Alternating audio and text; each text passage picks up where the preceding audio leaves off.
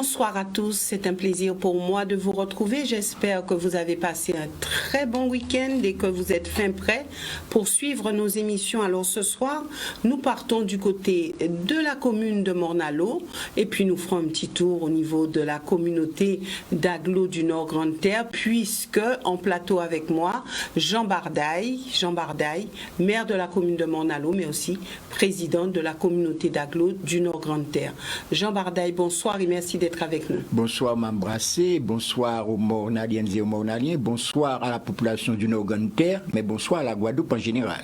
Jean Bardaille, le 30 et le 31, donc c'était samedi, dimanche, il n'y avait pas d'émission, donc vous serez le dernier à pouvoir souhaiter les vœux à cette population guadeloupéenne dans son ensemble et certainement particulièrement à la population de Morne-à-l'Eau.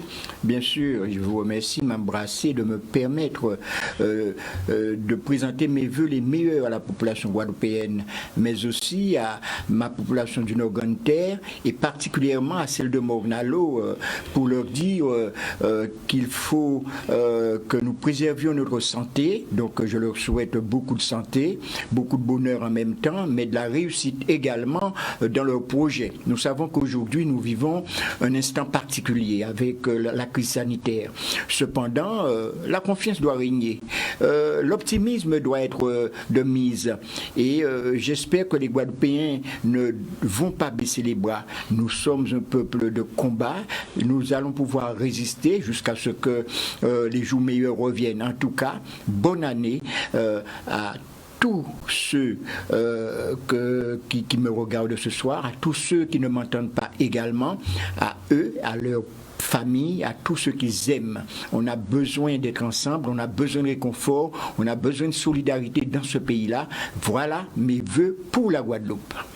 Voilà donc des vœux qui sont dans un contexte encore particulier, puisque vous le savez, à partir de demain, il y a un renforcement des mesures barrières, puisque il n'y a plus de touristes qui pourraient venir en Guadeloupe. Les motifs impérieux sont dressés. Maintenant, le tourisme en prendra encore, et je dirais un nouveau coup dur.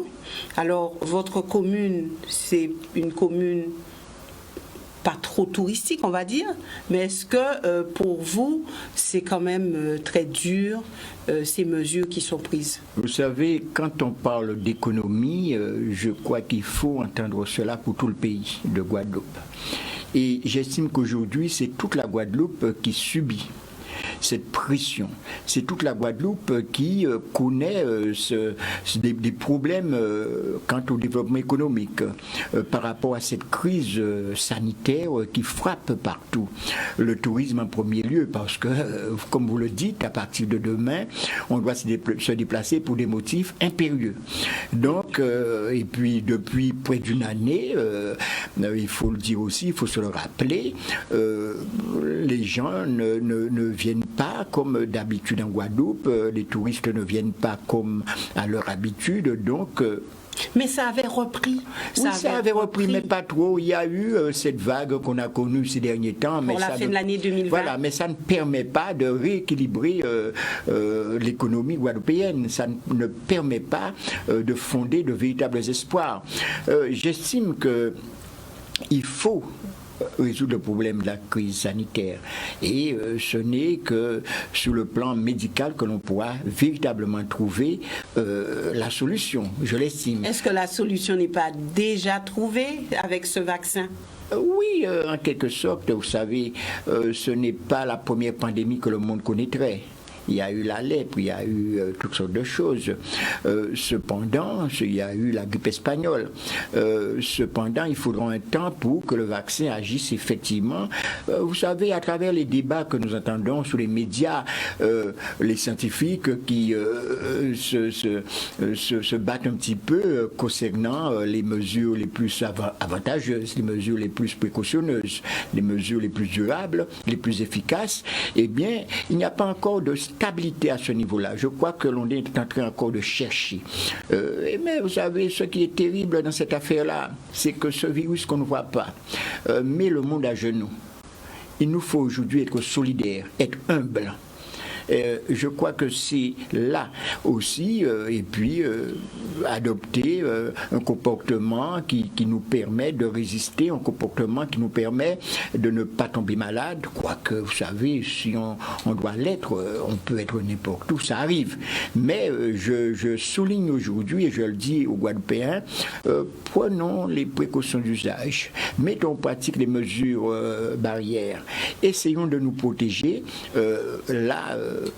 et on verra. Alors, vous êtes prêts pour prendre votre vaccin? Oui, comme tout le monde, hein, quand le moment arrivera, je prendrai le vaccin. Pour le moment, vous savez, je prends le thé local. Ça remplace le vaccin? Préconisé souvent par le docteur Joseph. Ça remplace le vaccin?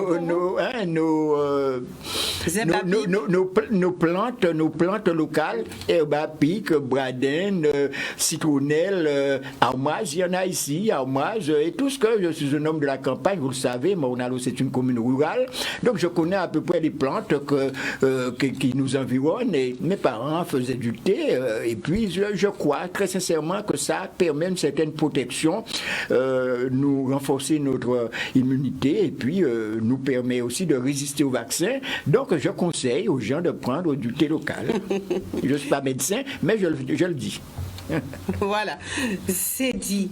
Maintenant, autre sujet d'actualité, Jean Bardaille, ces altercations qui se multiplient sur le territoire, on parle d'altercations raciales, on parle de racisme, enfin, depuis quelque temps, ça foisonne, ça bouillonne sur le territoire et cela met à mal le vivre ensemble. Alors, qu'en pensez-vous? Mais c'est peut-être l'une des conséquences de la crise sanitaire. Puisqu'en fait, on ne peut plus vivre de manière libérée en quelque sorte.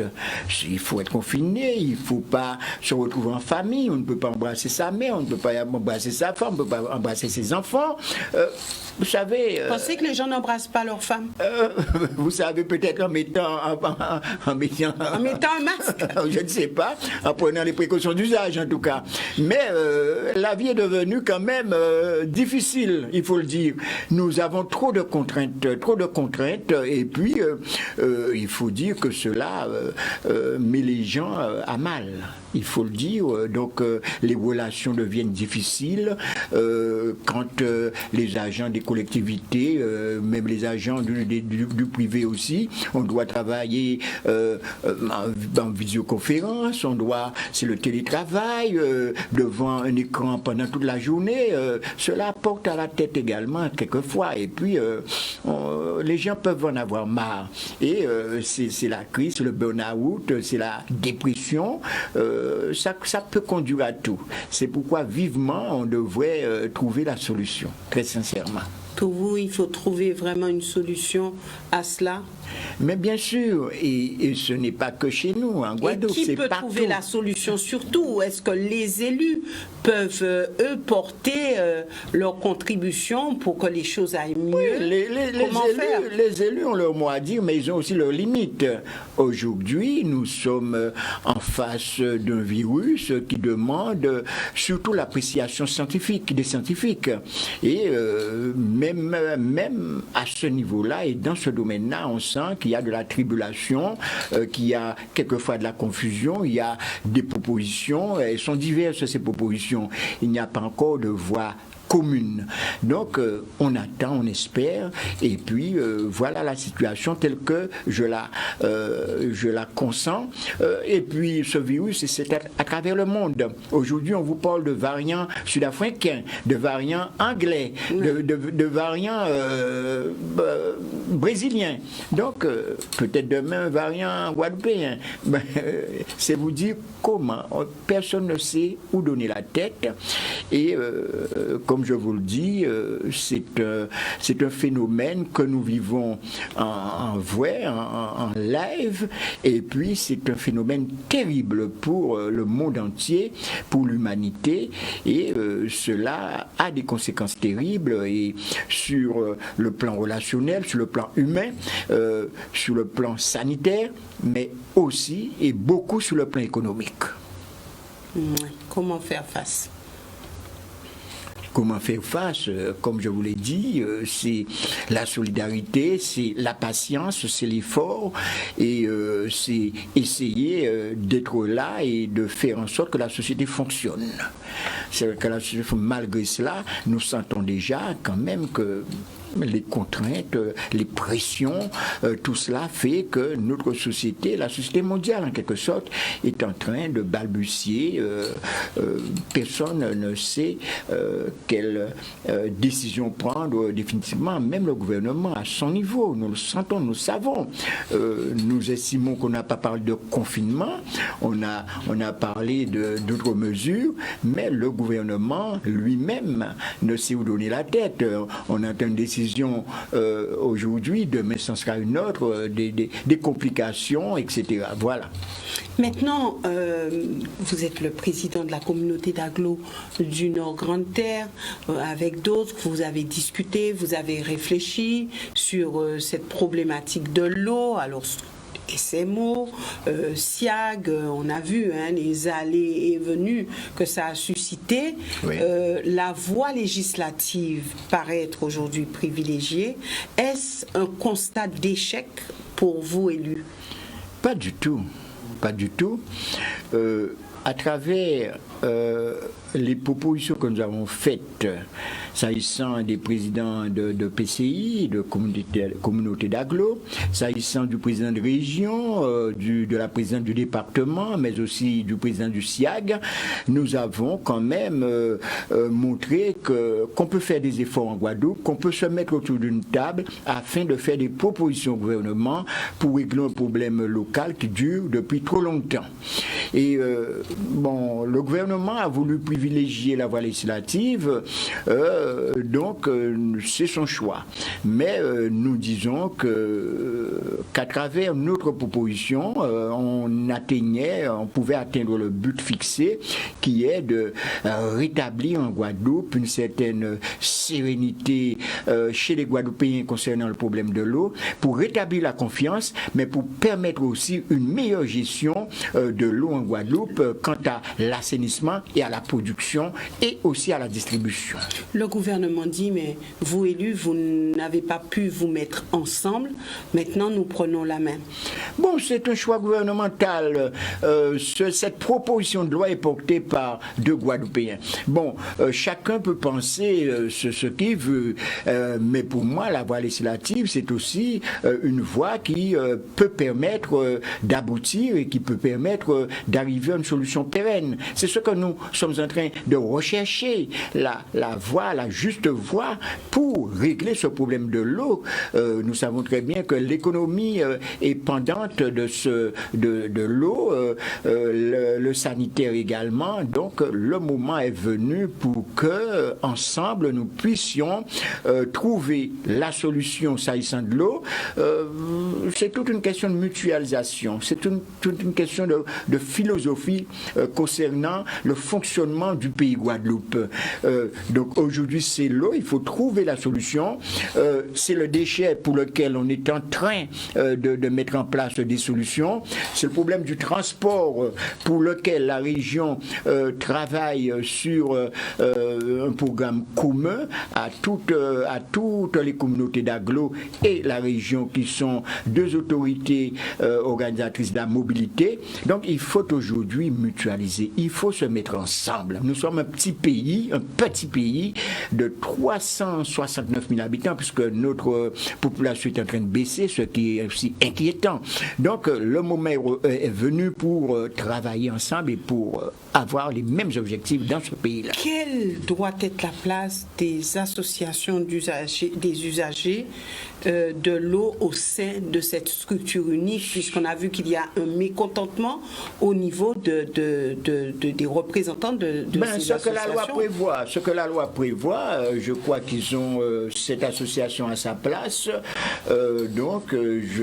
Que ce soit le projet gouvernemental, la proposition du gouvernement qui aboutit, ou que si c'est le nôtre ou si le nôtre devrait aboutir, je crois que cette association d'usagers a véritablement sa place. C'est une place consultative, etc., pas délibérative, tout le monde le sait.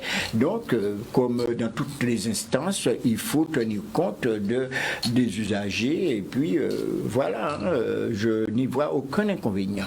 Comment vous positionnez-vous concernant les élections régionales et départementales? Me positionner très clairement. Vous savez que je suis membre de parti qu'on appelle le JUSR. Et je suis conseiller régional, vice-président du conseil régional, j'ai été conseiller départemental. Donc ma position, c'est que nous gardions la majorité régionale et que nous gagnions le département pour qu'il y ait une forme d'harmonisation dans les perspectives, dans la vision, dans la politique que nous devons mener. Parce qu'en fait, moi, je l'ai dit et répété, je suis pour une collectivité unique. Il n'y a que par cette voie-là, à travers cette voie-là, que nous allons pouvoir faire progresser cette idée d'assemblée de collectivité unique. Donc, j'ai un conseiller départemental sortant, M. Jean Daltron, nous allons le soutenir. Et puis le parti désignera ses candidats le moment venu. Voilà ma position, elle est claire. Elle est claire, donc la majorité régionale, et puis... Ce qui veut dire que pour les prochaines élections régionales, vous serez aux côtés d'Harry Chalus, qui s'est déjà déclaré candidat. Conquérir le département. Donc mon parti, le JUSR, tiendra assez rapidement sa convention et peut-être un congrès afin de définir sa position très clairement. Nous aurons en tout état de cause la même position au parti et j'estime que... Pas de voix discordante. Pas de voix discordante. Nous défendons le bilan de la région, et nous avons des projets, nous en reparlerons le moment venu.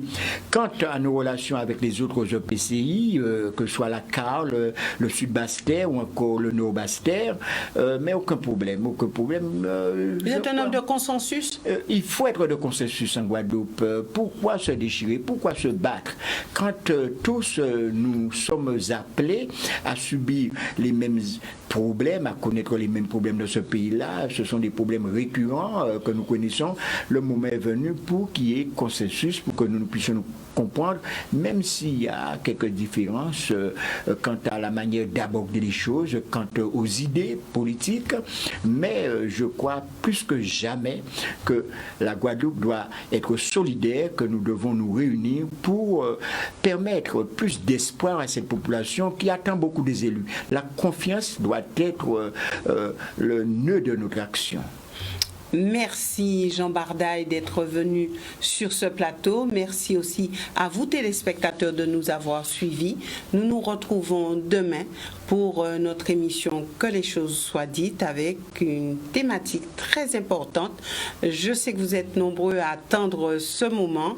N'hésitez pas puisque nous parlerons de la Guadeloupe et nous aborderons au sein de cette émission tous les pans de notre société. Demain soir, ça sera vraiment, nous partirons du côté du social avec ce qu'on appelle les 100 noms et une émission que j'ai titrée les 100 noms de la peur, de la honte ou de l'oubli.